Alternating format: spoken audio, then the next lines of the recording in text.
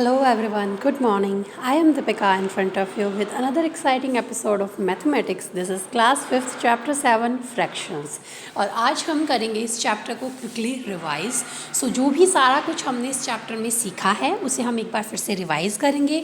2 things to remember plus हम solve करेंगे assessment 6 जो कि मैंने ऑलरेडी सॉल्व कर दिया है. आपको करना क्या है, आपको ये अपनी फिर नोटबुक में करना है. Okay, so let's start. मैं 1 बाय 1 सारे पॉइंट्स एक्सप्लेन कर देती हूँ एक बार फिर से. अ फ्रैक्शन इंडिकेट्स वन और more pairs of a whole. Whole means जैसे कि मैंने लिखा 2, तो ये 2 क्या है, ये 2 है होल नंबर. और अगर मैं लिख देती हूँ 2/3, इट मीन्स ये क्या बन गया, फ्रैक्शन बन गया. ओके, फ्रैक्शन बन गया. तो फ्रैक्शन मीन्स कोई भी ऐसा नंबर जिसे हम P/Q के फॉर्म में लिख सके उसे हम क्या कहते हैं, उसे हम फ्रैक्शन कहते हैं. ओके, नेक्स्ट देखते हैं. The numbers like 1/2, 1/3, 2/3, 3/4, 2/5 etc.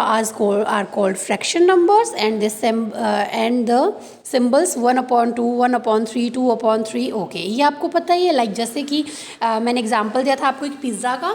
Okay, सो जैसे कि मम्मा रोटी बनाती हैं घर पे, तो आपको ज़्यादा भूख नहीं होती है, देन आप क्या कहते हो, मम्मा मुझे आधी रोटी दे दो. तो मम्मा क्या करती हैं, एक हिस्सा आपको देती हैं और एक रोटी के 2 हिस्से करती हैं. सो दैट्स वाई हम इसे कहते हैं 1/2 और हाफ भी कहते हैं. Okay, a fraction obtained by multiplying or dividing the numerator and denominator by same non-zero number is called an equivalent fraction. Equivalent fraction means जैसे कि मैंने आपको यहाँ लिखा 2/3, तो अगर मैं सेम नंबर से न्यूमरेटर और डिनोमिनेटर दोनों को मल्टीप्लाई कर दूँ या फिर डिवाइड कर दूँ, तो जो फ्रैक्शन बनेगा वो क्या होगा, वो होगा equivalent fraction. Equivalent fraction of 2/3. तो जैसे कि हम एक एग्जांपल लेते हैं 12/15. तो अगर मैं इसे 2 से मल्टीप्लाई कर दूं, न्यूमरेटर को भी 2 से मल्टीप्लाई कर दूं, डिनोमिनेटर को भी 2 से मल्टीप्लाई कर दूं, कंडीशन यहाँ पर क्या होती है कि आप जिस नंबर से मल्टीप्लाई कर रहे हो वो दोनों सेम होनी चाहिए, प्लस न्यूमरेटर और डिनोमिनेटर दोनों को मल्टीप्लाई करना है आपको, है ना. तो क्या आएगा, 12×2 = 24 एंड 15×2 = 30. सो 24/30 जो है वो इक्विवेलेंट फ्रैक्शन होगा किसका, इक्विवेलेंट फैक्टर होगा किसका, 12/15 का. ओके, और अगर हम सेम नंबर से डिवाइड कर दें, फॉर एग्जांपल मैं 3 से डिवाइड कर देती हूँ दोनों को. हाँ, डिवाइड किया न्यूमरेटर को 3 से और डिनोमिनेटर को भी 3 से, तो मेरा आंसर क्या आएगा, 4/5. तो ये भी इक्विवेलेंट फ्रैक्शन है किसका, 12/15 का. ओके, सो आई होप कि इक्विवेलेंट फ्रैक्शन क्लियर हो गए हैं. नेक्स्ट है, a fraction with numerator less than it's denominator is called proper fraction. Proper fraction कौन सा होता है, जिसका न्यूमरेटर जो होता है वो छोटा होता है और डिनोमिनेटर बड़ा होता है.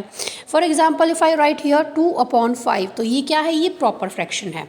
ओके, इम्प्रॉपर फ्रैक्शन उल्टा हो जाएगा, किसका, ऑपोजिट हो जाएगा किसका, प्रॉपर फ्रैक्शन का. प्रॉपर फ्रैक्शन था न्यूमरेटर छोटा होगा डिनोमिनेटर बड़ा होगा. तो अगर न्यूमरेटर बड़ा हो और डिनोमिनेटर छोटा हो तो वो कौन सा फ्रैक्शन बन जाएगा, वो इम्प्रॉपर फ्रैक्शन बन जाएगा. ठीक है. सो अगर मैं लिखूँ 5/2 तो ये क्या बन गया, इम्प्रॉपर फ्रैक्शन. नेक्स्ट है लाइक फ्रैक्शन. अगर सेम डिनोमिनेटर्स हैं, जैसे कि मैंने लिखा 2/5, 3/5, 4/5, तो ये क्या है, ये सेम डिनोमिनेटर्स हैं, तो ये क्या हो गए, लाइक फ्रैक्शन. और अगर डिनोमिनेटर सेम ना हो, ओके,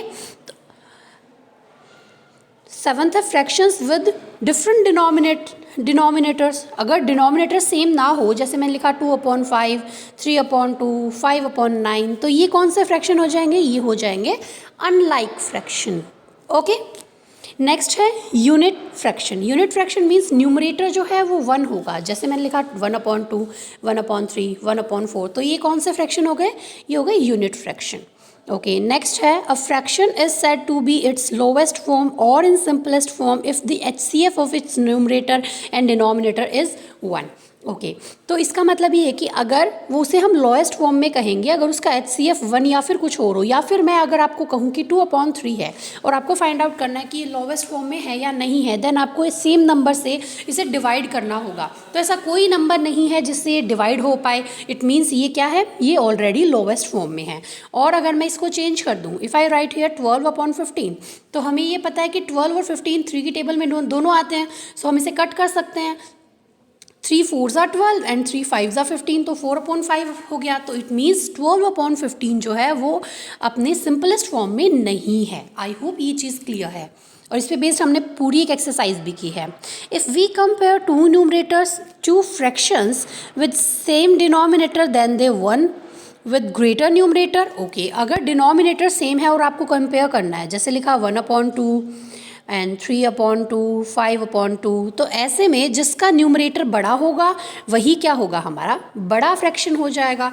और अगर डिनोमिनेटर सेम ना हो, न्यूमरेटर सेम हो, अगर मैं लिखूँ 1/2, 2/1, 2/3, 5/2, 1 सेकेंड, 2/5, तो ऐसे में क्या हो जाएगा, जो सबसे छोटा है वही सबसे बड़ा हो जाएगा।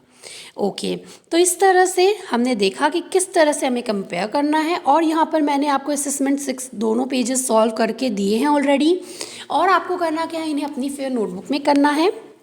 और जो क्वेश्चन सॉल्व नहीं किए हैं, फॉर एग्जांपल ये डिक्रीजिंग ऑर्डर वाला और प्लस ये इक्विवेलेंट फ्रैक्शन वाला, ये आपको अपने आप करने हैं। Okay, so that's it for today. Thank you so much, good luck, bye bye.